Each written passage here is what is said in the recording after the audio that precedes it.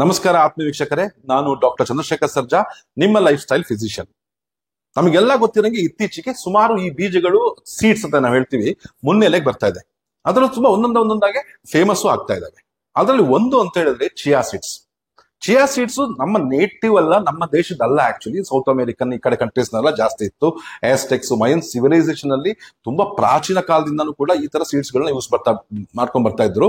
ಅವರ ರಿಚುವಲ್ಸ್ ಅಲ್ಲಿ, ಹಬ್ಬ ಹರಿದಿನಗಳಲ್ಲೆಲ್ಲ ತುಂಬಾ ಇತ್ತು. ಮತ್ತೆ ಇದಕ್ಕೊಂಥರ ಒಂದು ಶಾಸ್ತ್ರೀಯವಾದ ಒಂದು ಮನ್ನಣೆಯನ್ನ ಕೂಡ ಕೊಟ್ಟಿದ್ರು. ಅದೇ ರೀತಿ ಇನ್ನೊಂದು ಅಂತ ಹೇಳಿದ್ರೆ ಸಬ್ಜಾ ಸೀಡ್ಸ್. ನೋಡಿ, ಸಬ್ಜಾ ಸೀಡ್ಸ್, ಬೆಸಿಲ್ ಸೀಡ್ಸ್ ಇರ್ಬೋದು, ಅಥವಾ ನಿಮಗೆ ಏನಂತ ಹೇಳ್ತೀರಾ ಕಾಮಕಸ್ತೂರಿ ಬೀಜ ಇರ್ಬೇಕು, ಅದು ಒಂದೇ.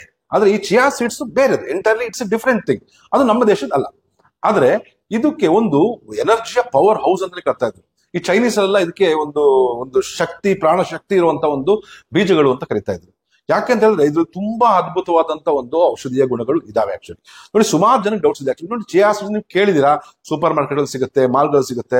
ಸುಮಾರು ಜನ ಫ್ರೆಂಡ್ಸ್ ಅಲ್ಲೋ, ನಿಮ್ಮ ರಿಲೇಟಿವ್ಸ್ ಅಲ್ಲೋ, ಅಥವಾ ಈ ಸೆಲೆಬ್ರಿಟೀಸ್ಗಳು ಕೆಲವು ಇಂಟರ್ವ್ಯೂಗಳಲ್ಲೋ ನಾನು ಚಿಯಾ ಸೀಡ್ಸ್ ಕನ್ಸ್ಯೂಮ್ ಮಾಡ್ತೀನಿ ಡೈಲಿ, ಈ ತರ ಮಾಡ್ತೀನಿ, ಆ ತರ ಮಾಡ್ತೀನಿ ಅಂತ ಎಲ್ಲ ಹೇಳಿರೋದನ್ನ ನೀವು ಸುಮಾರು ಜನ ಕೇಳಿರ್ತೀರಾ. ಆದ್ರೆ ನೀವು ಕನ್ಫ್ಯೂಷನ್ ಇರ್ತೀರ, ನಾನು ಅದಕ್ಕೆ ತಗೋಬೇಕಾ, ನಾನು ತಗೊಂಡ್ರೆ ನನಗೆ ಅದು ಏನ್ ಯೂಸು? ನೋಡಿ, ಇವತ್ತು ನಾವು ಈ ವಿಡಿಯೋದಲ್ಲಿ ಈ ಚಿಯಾ ಸೀಡ್ಸ್ ಅಂದ್ರೆ ಏನು, ಅದರಲ್ಲಿ ಯಾವ್ಯಾವ ರೀತಿಯ ಖನಿಜಾಂಶಗಳಿದಾವೆ, ಅದು ನಮ್ಮ ದೇಹದ ಹೋದ್ಮೇಲೆ ಏನನ್ನ ಮಾಡುತ್ತೆ, ಯಾವ್ಯಾವ ತರ ನಮ್ಮ ಆರೋಗ್ಯದ ಸಂಬಂಧ ವಿಷಯಗಳಿಗೆ ಅದು ಹೆಲ್ಪ್ ಮಾಡುತ್ತೆ ಅನ್ನೋದನ್ನ ನಾವು ಒಂದು ಸೈಂಟಿಫಿಕ್ ಎವ್ಯಾಲ್ಯೂಷನ್ ಮುಖಾಂತರ ನಾನು ನಿಮಗೆ ಇದನ್ನ ಎಕ್ಸ್ಪ್ಲೇನ್ ಮಾಡ್ತೀನಿ. ನೋಡಿ, ವಿಷಯಗಳನ್ನ ಮುಂಚೆನೆ ಹೇಳ್ದಂಗೆ ಇದೊಂದು ಪವರ್ ಹೌಸ್ ಆಫ್ ಎನರ್ಜಿ. ಯಾಕಂದ್ರೆ ಇದರಲ್ಲಿ ಒಂದು ವೈಟಮಿನ್ಸ್ ಇರ್ಬೋದು, ಮಿನರಲ್ಸ್ ಇರ್ಬೋದು, ಖನಿಜಾಂಶಗಳು ಏನ್ ನಮ್ಮ ದೇಹಕ್ಕೆ ಬೇಕಾಗಿರುತ್ತೆ, ಒಳ್ಳೆಯ ಪ್ರೋಟೀನ್ಸ್ ಇರ್ಬೋದು, ಒಳ್ಳೆಯ ಫೈಬರ್ ಇರ್ಬೋದು, ಒಳ್ಳೆಯ ನಾರಿನಂಶ ಇರ್ಬೋದು, ಇದ್ರದ್ದೆಲ್ಲದ್ರದ್ದು ಒಂದು ಭಂಡಾರ ಅಂತಾನೆ ಹೇಳ್ಬೋದು. ಯಾಕಂದ್ರೆ ನೋಡಿ, ಒಂದು 100 ಗ್ರಾಮ್ ಚಿಯಾ ಸೀಡ್ಸ್ ನಲ್ಲಿ 486 ಕ್ಯಾಲರೀಸ್ ಇರುತ್ತೆ. ಅಂದ್ರೆ ಅಷ್ಟೊಂದು ಹೈ ಕ್ಯಾಲರೀಸ್ ಇದೆ. ಆದ್ರೆ ಯಾರು ಕೂಡ 100 ಗ್ರಾಮ್ ತನಕ ಸೇವಿಸಕ್ಕಾಗಲ್ಲ. ಸಣ್ಣ ಗ್ರೇ ಬೀಜಗಳು ಅವೆಲ್ಲ. ಆಕ್ಚುಲಿ ಒಂದು ಸ್ಪೂನ್ ಹಾಕಿ, ಒಂದು ನೀರಿನಲ್ಲಿ ಹಾಕಿ ಸ್ವಲ್ಪ ಊದುತ್ತಲ್ಲ, ಫೈಬರ್ ಇರೋದ್ರಿಂದ ಅದು ತಿಂದಾಗ್ಲೇನೆ ನಿಮ್ಗೆ ಅಷ್ಟು ತಗೊಂಡಾಗ್ಲೇ ಕೂಡ ಒಂದು 5ರಿಂದ 10 ಗ್ರಾಮ್ ತಗೊಂಡಾಗ್ಲೇನೆ ನಿಮ್ಮ ಹೊಟ್ಟೆ ಫುಲ್ ಆದ ಅನುಭವ ಆಗುತ್ತೆ.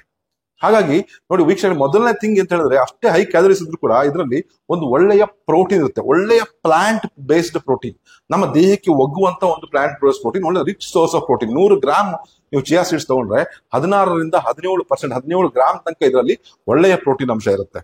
ಅದೇ ನೀವು ಫೈಬರ್ ಅಂತ ಹೇಳಿದ್ರೆ, ನಾರಿನ ಅಂಶ ಅಂತ ಹೇಳಿದ್ರೆ 34%. ನೋಡಿ, ನೀರಿಗೆ ಹಾಕಿದ ತಕ್ಷಣ ಅದು ಊದುತ್ತೆ ಅಲ್ವಾ. ಆ ಊದೋದು ಅಂತ ಹೇಳಿದ್ರೆ ಅದು ಸಾಲ್ಯುಬಲ್. ಅದರ ಒಂದು ಕ್ವಾಂಟಿಟಿಗಿಂತ ಅದು 8 ಟೈಮ್ಸ್ ಹೆಚ್ಚು ವಾಟರ್ನ ಅದು ಸೋಕ್ ಮಾಡಿ ಇಟ್ಕೊಳ್ಳೋ ಕೆಪಾಸಿಟಿ ಇರುತ್ತೆ. 8 to 10 times that water retention power ಇರ್ತದೆ. ಅಂದ್ರೆ ಅಷ್ಟು ಅದು ಊದುತ್ತೆ. ಸೇಮ್ ಥಿಂಗ್ ನಾವು ಹೊಟ್ಟೆ ಹೋದ ತಕ್ಷಣ ಅದು ಮತ್ತೆ ಊದ್ಕೊಳ್ಳುತ್ತಲ್ವಾ. ಸೊ ಫಸ್ಟ್ ಥಿಂಗ್, ವೆಯ್ಟ್ ಲಾಸಿಗೆ ಹೆಂಗ್ ಯೂಸ್ ಆಗುತ್ತೆ ಅಂತ ಹೇಳಿದ್ರೆ, ನಾವು ಇದನ್ನ ಕನ್ಸ್ಯೂಮ್ ಮಾಡಿದಾಗ ನಮ್ಮ ಗ್ಯಾಸ್ಟ್ರಿಕ್ ಎಂಪ್ಟಿಂಗ್ ಡಿಲೇ ಆಗುತ್ತೆ. ಒಂದು, ನಾವು ತಿಂದಂತ ಆಹಾರ ಜಾಸ್ತಿ ತಿನ್ಬೇಕು ಅಂತ ಅನ್ಸಲ್ಲ. ಸೆಟಿಯೇಟಿ ಅಂತ ಹೇಳಿದ್ರೆ ನಮ್ಗೆ ಹೊಟ್ಟೆ ತುಂಬಂತ ಅನುಭವ ಇರುತ್ತೆ. ಅಂದ್ರೆ ತಿಂಡಿಗಿಂತ ಮುಂಚೆ ಅಥವಾ ಊಟಕ್ಕಿಂತ ಮುಂಚೆ ಇದನ್ನ ಕನ್ಸ್ಯೂಮ್ ಮಾಡ್ತಾ ಬಂದಲ್ಲಿ ಏನಾಗುತ್ತೆ ಅಂತ ಹೇಳಿದ್ರೆ ಒಂದು ಫುಲ್ನೆಸ್ ಇರುತ್ತೆ. ಜೊತೆಗೆ ಇದರ ಒಂದು ಸಾಲ್ಯುಬಲ್ ಫೈಬರ್ ನಮ್ಮ ದೇಹದಲ್ಲಿ ಎಕ್ಸ್ಟ್ರಾ ಏನ್ ನಮಗೆ ಶುಗರ್ ನಾವು ಕನ್ಸ್ಯೂಮ್ ಮಾಡಿರ್ತೀವೋ ಅದನ್ನ ಟ್ರಾಪ್ ಮಾಡಿ ನಮ್ಮ ದೇಹದಿಂದ ಹೊರಗಡೆ ಕಳಿಸುತ್ತೆ. ಅಂದ್ರೆ ನಮ್ಮ ದೇಹಕ್ಕೆ ಅಷ್ಟಾಗಿ ಶುಗರ್ ಕನ್ಸ್ಯೂಮ್ಷನ್ ಆಗಲ್ಲ. ನೋಡಿ, ಶುಗರ್ ಜಾಸ್ತಿ ತಗೊಳ್ಳೋದ್ರಿಂದಾನೇ ಇನ್ಸುಲಿನ್ ಸರ್ಜ್ ಆಗೋದು. ಆ ಇನ್ಸುಲಿನ್ ಸರ್ಜ್ ಆಗ್ಬಿಟ್ಟೇನೆ ನಮ್ಮ ದೇಹದಲ್ಲಿ ಫ್ಯಾಟ್ ಡೆಪಾಸಿಟ್ಸ್ ಆಗೋದು. ಹಾಗಾಗಿ ಈ ಚಿಯಾ ಸೀಡ್ಸ್ ಏನ್ ಮಾಡುತ್ತೆ ಅಂದ್ರೆ ವೆಯ್ಟ್ ಲಾಸ್ಗೆ ಒಂದು ಭಯಾನಕವಾಗಿ ತುಂಬಾ ಚೆನ್ನಾಗಿ ಒಂದು ಯೂಸ್ ಆಗುವಂತ ಒಂದು ಇದು. ಇದನ್ನ ಹೆಂಗ್ ಕನ್ಸ್ಯೂಮ್ ಮಾಡಬೇಕು ಒಂದೊಂದಕ್ಕೂ ಅಂತ ನಾನು ನಿಮಗೆ ಈ ವಿಡಿಯೋ ಕೊನೆನ ಹೇಳ್ತೀನಿ. ಅದಕ್ಕಿಂತ ಮೊದಲು, ಇದು ಹಾರ್ಟ್ ಹೆಲ್ತ್ಗೂ ಕೂಡ ತುಂಬಾ ಒಳ್ಳೇದು. ನಮ್ಮ ಹೃದಯ ಸಂಬಂಧಿ ತೊಂದರೆಗಳಿಗೆ ಬಹಳ ಉಪಕಾರಿಯಾಗಿದೆ ಅಂತ ಹೇಳ್ಬಿಟ್ಟು ಸೈಂಟಿಫಿಕಲಿ ಪ್ರೂವ್ ಆಗಿದೆ. ಯಾಕಂದ್ರೆ this is very rich in omega 3 fatty acids. ನೀವೆಲ್ಲ ಕೇಳ್ಬೋದು, omega 3 fatty acids fish oils ಅಲ್ಲಿ, ಸಮುದ್ರದ ಮೀನುಗಳಲ್ಲಿ ಜಾಸ್ತಿ ಇರುತ್ತೆ ಅಂತ ಹೇಳ್ಬಿಟ್ಟು. ಆದ್ರೆ ವೆಜಿಟೇರಿಯನ್ಸ್ ಹೆಂಗೆ, ಈ ತರ ಬೀಜಗಳು, ಒಂದ ಅಗಸೆ ಬೀಜ ಇರಬೇಕು, ಒಂದ ಚಿಯಾ ಸೀಡ್ಸ್ ಇರಬೇಕು, ಇಲ್ಲ ಅಂದ್ರೆ ಸಬ್ಜಾ ಸೀಡ್ಸ್. ಇಂಥ ಸೀಡ್ಸ್ ಗಳಲ್ಲಿ ಹೆಚ್ಚು ನಿಮಗೆ ಈ ಒಮೆಗಾ 3 ಫ್ಯಾಟಿ ಆಸಿಡ್ಸ್ ಅಂಶ ಜಾಸ್ತಿ ಇರುತ್ತೆ. ಒಮೆಗಾ 3 ಫ್ಯಾಟಿ ಆಸಿಡ್ಸ್ ನಮ್ಮ ದೇಹದಿಂದ ಕೆಟ್ಟ ಕೊಲೆಸ್ಟ್ರಾಲ್ ನ ಹೊರಗಡೆ ಹಾಕ್ಬಿಟ್ಟು ಒಳ್ಳೆ ಕೊಲೆಸ್ಟ್ರಾಲ್ ನ ಪ್ರಮಾಣವನ್ನು ಜಾಸ್ತಿ ಮಾಡುತ್ತೆ. HDL ಅಂತ ನಾವೇನ್ ಹೇಳ್ತೀವಿ ಅದನ್ನ ಜಾಸ್ತಿ ಮಾಡುತ್ತೆ. ಹಾಗಾಗಿ ಹಾರ್ಟ್ ಗೆ ತುಂಬಾ ಒಂದು ಪ್ರೊಟೆಕ್ಟಿವ್ ಆಗಿ ಕೆಲಸ ಮಾಡುತ್ತೆ. 4ನೇದಾಗಿ ಬೋನ್ ಹೆಲ್ತ್. ನಮ್ಮ ಮೂಳೆಗಳಿಗೆ ಏನ್ ಬೇಕು, ಒಳ್ಳೆ ಕ್ಯಾಲ್ಸಿಯಂ ಬೇಕು, ಒಳ್ಳೆ ಮೆಗ್ನೀಷಿಯಂ ಬೇಕು, ಒಳ್ಳೆ ಫಾಸ್ಫರಸ್ ಬೇಕು, ಒಳ್ಳೆ ಜಿಂಕ್ ಬೇಕು, ಒಳ್ಳೆ ಪೊಟ್ಯಾಷಿಯಂ ಬೇಕು. ಇಷ್ಟು ಖನಿಜಾಂಶಗಳು ಕೂಡ ಒಳ್ಳೆ ಇದರಲ್ಲಿ ಕಾನ್ಸಂಟ್ರೇಷನ್ ಅಲ್ಲಿ ಈ ಚಿಯಾ ಸೀಡ್ಸ್ ನಲ್ಲಿ ಅಡಗಿದೆ ಅಂತ ಹೇಳಿದ್ರೆ, ನೀವು ಒಂದು 10 to 15 ಗ್ರಾಮ್ಸ್ ತಗೊಂಡ್ರೆ ನಿಮ್ಮ ದೇಹಕ್ಕೆ ಬೇಕಾಗಿರುವಂತಹ ಅವಶ್ಯಕತೆ ಇರುವಂತಹ ಕ್ಯಾಲ್ಸಿಯಂ ಒಂದು 50% ಸಿಕ್ಕೇ ಬಿಡುತ್ತೆ ನಿಮ್ಮ ದೇಹಕ್ಕೆ ಅಂತ ಹೇಳಿದ್ರೆ. ನೋಡಿ, calcium, potassium, fluoride, magnesium, potassium ಎಲ್ಲ ಜಾಸ್ತಿ ಇರೋದ್ರಿಂದ ಈವನ್ ಇದು ಮೂಳೆಯನ್ನ ಮತ್ತೆ ನಮ್ಮ ಜಾಯಿಂಟ್ ನ ಸರಿ ಮಾಡೋದಲ್ಲದೆ ನಮಗೆ ಅಧಿಕ ರಕ್ತದೊತ್ತಡ, ಬಿಪಿಯ ತೊಂದರೆ ಇದ್ದವರಿಗೂ ಕೂಡ ಅದು ಸಹಾಯವನ್ನ ಮಾಡುತ್ತೆ. ಯಾಕಂದ್ರೆ potassium is very rich. Potassium ಇದ್ದಷ್ಟು ಕೂಡ ನಮ್ಮ ದೇಹಕ್ಕೆ BP, ರಕ್ತದೊತ್ತಡ ಕಂಟ್ರೋಲ್ ಮಾಡ್ಲಿಕ್ಕೆ ಸಹಾಯಕಾರಿಯಾಗಿದೆ. ಮತ್ತೆ ಇನ್ನೊಂದು ಮೇನ್ ಥಿಂಗ್ ಅಂತ ಹೇಳ್ಬೇಕಂದ್ರೆ ಚಿಯಾ ಸೀಡ್ಸ್ ನಲ್ಲಿ ಈ ಮಹಿಳೆಯಲ್ಲಿ ಆಗಿರುವ ಮುಟ್ಟಿನ ಸಂಬಂಧ ತೊಂದರೆಗಳು, ಯಾಕಂದ್ರೆ ಇದು ರಿಚ್ ಇನ್ ಫೈಟೋ ಇಸ್ಟ್ರೋಜನ್ಸ್, ನಮ್ಮ ದೇಹದಲ್ಲಿ ನ್ಯಾಚುರಲ್ ಇಸ್ಟ್ರೋಜನ್ ಲೆವೆಲ್ಸ್ ನ ಜಾಸ್ತಿ ಮಾಡುತ್ತೆ ಅಂತ ಹೇಳಿದ್ರೆ ಅರ್ಥ. ಅಂದ್ರೆ ಈ ಮಹಿಳೆಯರ ಸಂಬಂಧ ಲೈಕ್ ಈಗ 50ನೇ ವಯಸ್ಸಿನಲ್ಲಿ ಈ ಮುಟ್ಟು ನಿಲ್ಲುವ ಸಮಯದಲ್ಲಿ ಮೂಳೆ ಸಂಬಂಧ ಪ್ರಾಬ್ಲಮ್ ಜಾಸ್ತಿ ಆಗಿರುತ್ತೆ, ಹಾರ್ಮೋನಲ್ ವೇರಿಯೇಷನ್ ಜಾಸ್ತಿ ಆಗಿರುತ್ತೆ, ಮುಟ್ಟಿನಲ್ಲಿ ಏರಿಪೇರ್ ಆಗ್ತಾ ಇರುತ್ತೆ, ಮೂಡ್ ಸ್ವಿಂಗ್ಸ್ ಇರುತ್ತೆ, ತುಂಬಾ ಸ್ಟ್ರೆಸ್, ಟೆನ್ಷನ್ಸ್, ಹಾರ್ಟ್ ಫ್ಲಶಸ್, ಈ ತರ ಎಲ್ಲ ಮೆನೋಪಾಸಲ್ ಸಿಂಪ್ಟಮ್ಸ್ ಇರುತ್ತೆ. ಆ ಮೆನೋಪಾಸಲ್ ಸಿಂಪ್ಟಮ್ಸ್ ಅವಾಯ್ಡ್ ಮಾಡ್ಲಿಕ್ಕೆ ಮತ್ತು ಬೋನ್ ನ ಆಸ್ಟಿಯೋಪೋರೋಸಿಸ್ ನ ಅವಾಯ್ಡ್ ಮಾಡ್ಲಿಕ್ಕೆ ಕೂಡ ಈ ಚಿಯಾ ಸೀಡ್ಸ್ ಸಹಾಯವನ್ನ ಮಾಡುತ್ತೆ ಅಂತ ವೈಜ್ಞಾನಿಕವಾಗಿ ಪ್ರೂವ್ ಆಗಿದೆ. ಇನ್ನೊಂದು ಕೊನೆಯದಾಗಿ ಒಂದು ಬಹಳ ಮುಖ್ಯವಾಗಿ ಹೇಳ್ಬೇಕು ಅಂತ ಹೇಳಿದ್ರೆ ಇದರಲ್ಲಿ ಇರುವಂತ ಸಾಲ್ಯುಬಲ್ ಫೈಬರ್.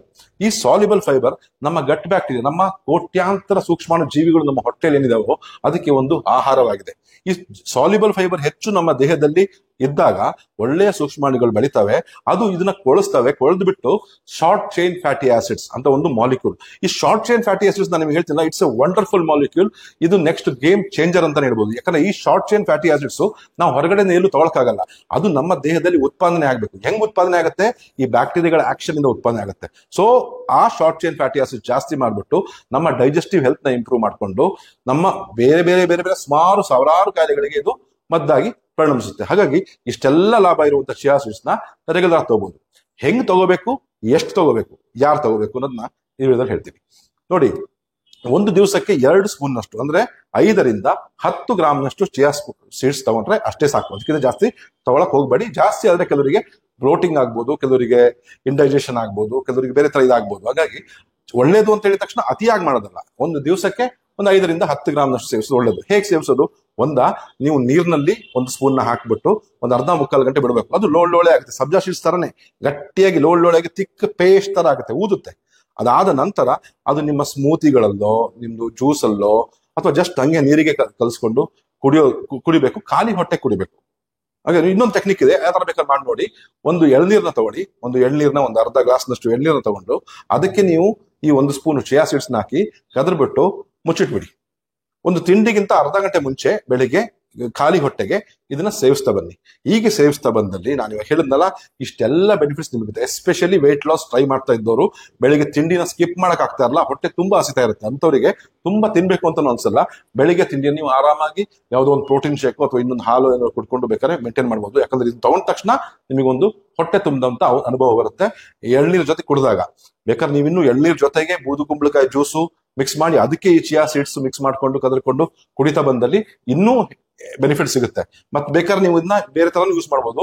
ನೆನ್ಸಿಟ್ಟಂತ ನಿಮ್ಮ ಸೂಪ್ಗಳಲ್ಲೋ, ನಿಮ್ಮ ಸಾಂಬಾರ್ನಲ್ಲೋ, ಅಥವಾ ನಿಮ್ಮ ಈ ಏನು ಡಿಶಸ್ ಮಾಡ್ತೀರಾ ಈ ಸೂಪ್ಗಳು ಈ ತರದವೆಲ್ಲ, ಇದರಲ್ಲಿ ಕೂಡ ಯೂಸ್ ಮಾಡ್ಬೋದು ನೀವು. ಅದಕ್ಕಿಂತ ಇದು ರಾ ಫಾರ್ಮ್, ತುಂಬಾ ಹೀಟ್ ಮಾಡಿದಲ್ಲಿ ರಾ ಫಾರ್ಮ್ ಅಲ್ಲೇ ಹಸಿಯಾಗಿ ನಿಮ್ಮ ಸ್ಮೂತಿಗಳ ಜೊತೆ ವೆಜಿಟೇಬಲ್ ಜ್ಯೂಸಸ್ ಗಳ ಜೊತೆ ತಗೊಂಡ್ರೆ ಎಕ್ಸ್ಟ್ರಾ ಬೆನಿಫಿಷಿಯಲ್. ವೆಯ್ಟ್ ಲಾಸ್ ಖಂಡಿತವಾಗ್ಲೂ ಹೆಚ್ಚು ಕಡಿಮೆ ಇದು ಮಾಡ್ತಾ ಇದ್ದವರಿಗೆ 1 ರಿಂದ 1.5 ತಿಂಗಳಲ್ಲಿ ವಿತ್ ಸರ್ಟನ್ ಡೈಟರಿ ಚೇಂಜಸ್ ಹೆಚ್ಚು ಕಡಿಮೆ 3 ರಿಂದ 4 kg ಕಡಿಮೆ ಮಾಡ್ಕೊಳ್ಳೋಕೆ ಕೂಡ ಸಾಧ್ಯ. ಹಾಗಾಗಿ ಈ ಚಿಯಾ ಸೀಡ್ಸ್ ನ ಡೈಲಿ ಕನ್ಸ್ಯೂಮ್ ಮಾಡಿ, ಯಾವುದೇ ರೀತಿಯ ಸೈಡ್ ಎಫೆಕ್ಟ್ಸ್ ಇರೋದಿಲ್ಲ. ಸೊ ಇದೇ ತರ ಮತ್ತೊಂದು ವಿಡಿಯೋ ಒಂದಿಗೆ ನಿಮ್ಮನ್ನು ಭೇಟಿ ಆಗ್ತೀನಿ. ಅಲ್ಲಿವರೆಗೂ ನಮಸ್ಕಾರ.